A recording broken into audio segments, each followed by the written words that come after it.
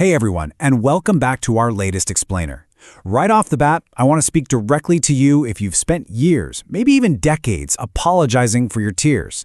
If you've just always felt like you experience the world at this intense, almost overwhelming volume, well, you are in exactly the right place. Today, we're going to completely reframe a diagnosis that honestly might have made you feel broken for way too long. Okay, let's dive into this. I know exactly what you've heard your entire life. You're quote-unquote too sensitive, right? You need to toughen up. You got to grow a thicker skin. You've probably been told 1,000 times by your friends, your family, your coworkers to just stop taking things so personally. It's this massive societal myth that tells us intense emotional reactions are somehow a flaw, like a bug that needs to be fixed. But I am here to tell you, that label, it's completely wrong. Now, psychologists traditionally use the term highly sensitive person, but we're going to pivot to something much more accurate today. You, my friend, are a super sensor. And let me be clear, there is absolutely nothing wrong with you. You aren't weak, you aren't dramatic, and you definitely aren't a mistake. Look, while most of the population is walking around recording the world in standard definition, your brain is literally biologically hardwired to record and process everything in stunning, high-definition 8K resolution. So let's look at Section 1, your 8K brain hardware, the neuroscience of sensitivity. To really understand yourself, we have to stop treating this like a quirky personality trait and look at the hard science. We are talking about your actual physical biology here. Research shows your brain processes information fundamentally differently than about 80% of the population. And this brilliantly illustrates the difference. Think of the human brain like a video camera. We've got the standard 720p brain. It's efficient, right? It captures a good enough picture, saves memory, and gets the job done without much fuss. But then, there's the 8K brain, your brain. It acts like a high-performance radar system. It captures every single detail, every shadow, every tiny nuance. Sure, it takes up a ton of bandwidth, but the level of detail is just extraordinary. So what exactly does this 8K brain look like under a microscope? Well, neuroscience has actually identified 3 specific, totally distinct hardware upgrades that explain why your life feels so incredibly different from everyone else's. We're going to break these down one by one. Low latent inhibition, hyperactive mirror neurons, and depth of processing. Let's start with that first upgrade, low latent inhibition. It sounds complex, but it's basically the scientific term for lacking a mental filter. See, standard brains are literally designed to ignore about 90% of what they see just to save energy. They treat background noise as entirely irrelevant. But your brain treats 100% of the environment as highly relevant data. You process the texture of the chair you're sitting in, the subtle hum of the AC, the slight shift in the mood of the person sitting next to you, all at the exact same time. Yes, this is exactly why you get overwhelmed so easily in crowded rooms. But it's also why you see the beauty, the hidden patterns, and the creative solutions that literally everyone else walks right past. Moving on to your second upgrade, and this involves your mirror neurons. These are the cells responsible for empathy, and in a supersensor, they are hyperactive. When you see someone who's sad, you don't just look at them and rationally think, oh, they're sad. No, you physically feel that sadness in your own body. Your brain actually simulates their emotional state. You are quite literally an emotional sponge in a world full of spills, just constantly absorbing the whole emotional landscape around you.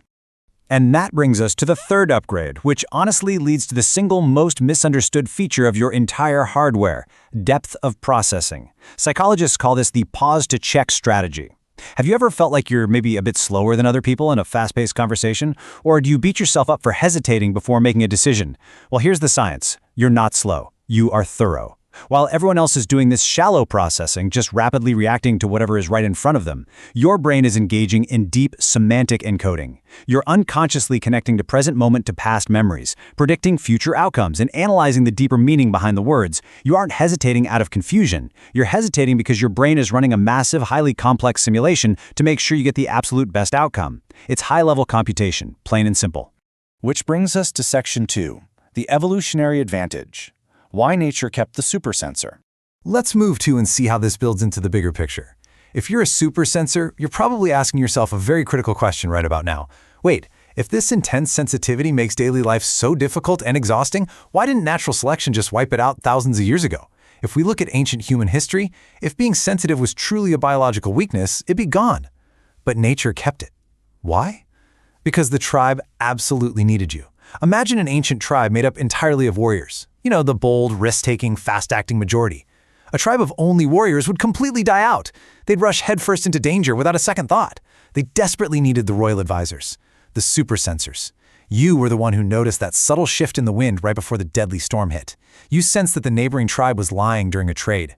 What modern society likes to call your weakness was actually humanity's most sophisticated early warning system. The real problem is that our society today is loud, it's fast, it's aggressive, and it is entirely built for those warriors. That is exactly why you feel so out of place. Because your radar is always on, and because you process absolutely everything so deeply, you're going to hit your functional limit way faster. So when you suddenly shut down, or when you feel this overpowering urge to just hide in a dark, quiet room, you are not being dramatic. Think of it like a high-powered computer. Your RAM is just full, your system is overheated, and you literally require a reboot. Now for Section 3, Dandelions versus Orchids, the science of thriving environments. Now, what's really interesting about this slide is this beautiful, incredibly vital biological metaphor that explains how you interact with your surroundings. Most people in the world are like dandelions. They're highly resilient, they can grow practically anywhere. A crack in a harsh concrete sidewalk, a garden, it doesn't matter. They'll be fine regardless of the environment. But you are an orchid. If you try to force an orchid to grow in a harsh, noisy, toxic environment, it's gonna wither. It will struggle so much more than the dandelion. And for years, you have probably blamed yourself for not being a dandelion. But we have to stop judging an orchid for not surviving on the concrete sidewalk. Because the research shows something truly incredible called vantage sensitivity. This is the biological reality that when an orchid is actually placed in a supportive environment, a greenhouse with the right light, the right soil, the right care, it doesn't just survive, it doesn't just catch up to the dandelion. No, it blooms with a level of complexity and stunning beauty that a dandelion could never, ever achieve. You don't need to toughen up for the sidewalk, you need to move yourself to the greenhouse so you can unlock your superior potential. So let's talk about how to do that in Section 4, Protecting Your Radar, your prescription for success. All right, so how do we actually get you to that greenhouse? How do we build that supportive environment when the world is so chaotic? Well, here is your prescription, straight from the science. First, you've got to stop trying to install a tougher filter. You can't change your biology. And honestly, you shouldn't even want to. The world has enough numbness going around. We desperately need your unnumbed, authentic self. Second, build strong, uncompromising boundaries around your life to protect your energy. Third, honor your need for silence and recovery. Do not feel guilty about needing that dark room to clear your RAM. And finally, the next time someone tells you to stop being too sensitive, I want you to just take a deep breath, smile internally, and remember the truth about your biology. So, the crucial point is this. You do not have a defect. You are just seeing the world in 8K resolution. In a world that is becoming increasingly disconnected and numb, your profound ability to feel is not a burden. It's an incredible biological gift, and it is the very thing that makes you deeply, profoundly human. You know, because you possess this high-resolution radar, you might have instinctively built a massive wall around your private life just to protect it.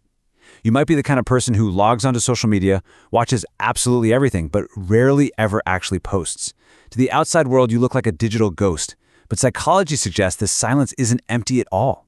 So I'll leave you with this. Is your digital silence a sign of high confidence or hidden anxiety?